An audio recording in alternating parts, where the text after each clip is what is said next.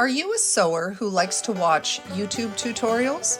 If so, then there's no doubt that you've seen people using a stiletto while sewing to help guide thicker and trickier layers of fabric through the machine. Well, I wanted one, and of course was a little sticker shocked at the actual pricing of them. So I got to thinking and made my own.